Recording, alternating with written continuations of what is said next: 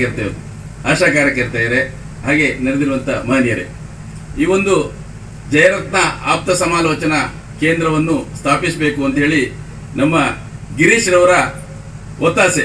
ಯಾಕಂತ ಹೇಳಿದ್ರೆ ಈಗಾಗಲೇ ನಾವು ಹಲವಾರು ಕಾರ್ಯಕ್ರಮಗಳನ್ನು ಬಿತ್ಕಲ್ಗಟ್ಟೆ ಕಾಲೇಜ್ ಇರ್ಬೋದು, ಶಂಕರನಾರಾಯಣ ಕಾಲೇಜ್ ಇರ್ಬೋದು, ಗೋಳಿಯಂಗಡಿ ಕಾಲೇಜ್ ಇರ್ಬೋದು, ಹಾಗೆ ಬೇರೆ ಬೇರೆ ಕಡೆಗಳಲ್ಲಿ ನಾವು ಕಾರ್ಯಕ್ರಮಗಳನ್ನು ಬೇರೆ ಬೇರೆ ರೀತಿಯ ಕಾರ್ಯಕ್ರಮಗಳನ್ನು ಹಮ್ಮಿಕೊಂಡಿದ್ದೇವೆ.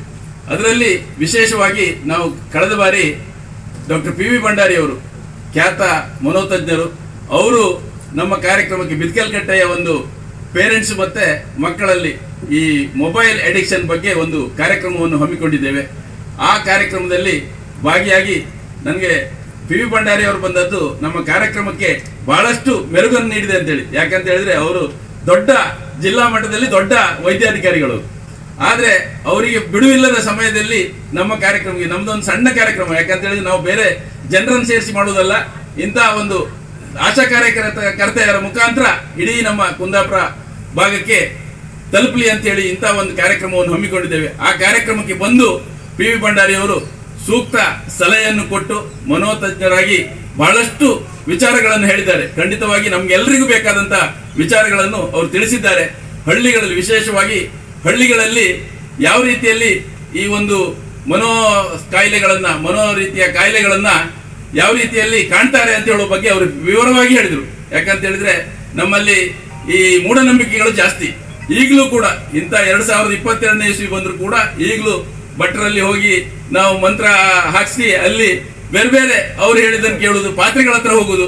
ಆದರೆ ಅಂತ ಮೂಢನಂಬಿಕೆಗಳನ್ನು ಖಂಡಿತವಾಗಿ ಕೈ ಬಿಡಬೇಕು. ಯಾಕಂತ ಹೇಳಿದ್ರೆ ಅವರ ಹೊಟ್ಟೆ ಹೊರ್ಕೊಳ್ಳಿಕ್ಕೆ ಮಾಡ್ತಾರೆ ಬಿಟ್ರೆ, ನಿಜವಾಗಿ ಮನೋತಜ್ಞರ ಹತ್ರ ಹೋದ್ರೆ ಎಷ್ಟೋ ವಿದ್ಯಾರ್ಥಿಗಳಿರ್ಬೋದು, ಎಷ್ಟೋ ಜನರು ಇರ್ಬೋದು. ಡಾಕ್ಟರ್ ಹೇಳಿದ್ರು, ಸಣ್ಣವರಿಂದ ಹಿಡಿದು ದೊಡ್ಡವರು, ಶ್ರೀಮಂತರು ಇರ್ಬೋದು, ಬಡವರು ಇರ್ಬೋದು, ಎಲ್ರಿಗೂ ಆ ಒಂದು ಕಾಯಿಲೆ ಬರ್ತದೆ. ಆದ್ರೆ ಅದನ್ನು ಗುಣಪಡಿಸ್ಲಿಕ್ಕೆ ಆಗ್ತದೆ. ಆದ್ರೆ ಅದು ಮೂಢನಂಬಿಕೆಗೆ ಹೋದ್ರೆ ಖಂಡಿತ ಗುಣ ಆಗುದಿಲ್ಲ. ಡಾಕ್ಟರ್ PV ಭಂಡಾರ AV ಬಾಳಿಗೆ ಆಸ್ಪತ್ರೆಯಲ್ಲಿ ಸಾವಿರಾರು ಜನ ಅಲ್ಲ, ಲಕ್ಷಾಂತರ ಜನ ಈವರೆಗೆ 25 ವರ್ಷಗಳಲ್ಲಿ ಅವ್ರು ನೋಡಿರ್ಬಹುದು.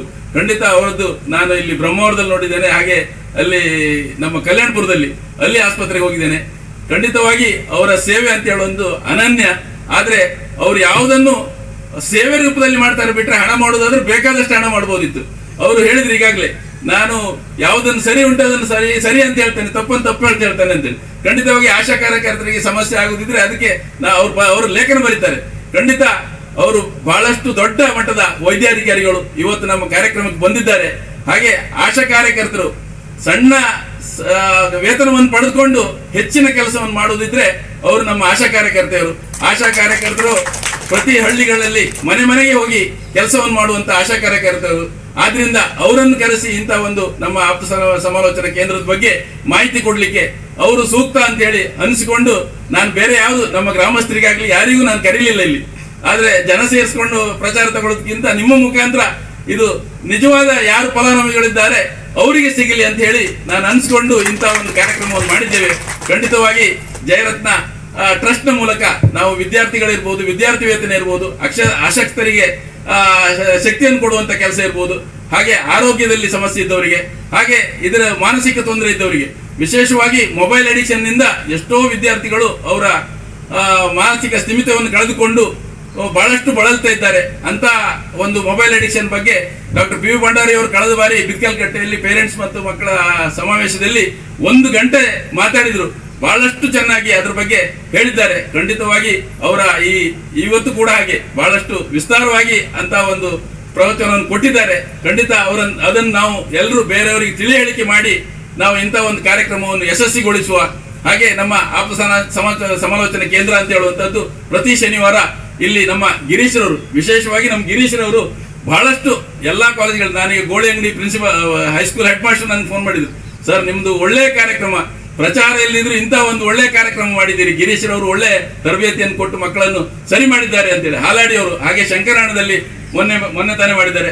ಮುಂದೆ ಕೋಟೇಶ್ವರ ಪದವಿ ಪೂರ್ವ ಪ್ರಥಮ ದರ್ಜೆ ಕಾಲೇಜಿನಲ್ಲಿ ನಡೀಲಿಕ್ಕಿದೆ. ಹಾಗೆ ಬೇರೆ ಬೇರೆ ಕಡೆಗಳಲ್ಲಿ ನಿಜವಾದ ಫಲಾನುಭವಿಗಳಿದ್ದಾರೆ, ಅವರಿಗೆ ತಲುಪಬೇಕು ಅಂತ ಹೇಳುವ ಉದ್ದೇಶದಿಂದ ಇಂಥ ಒಂದು ಕಾರ್ಯಕ್ರಮವನ್ನು ಹಮ್ಮಿಕೊಂಡಿದ್ದೇವೆ.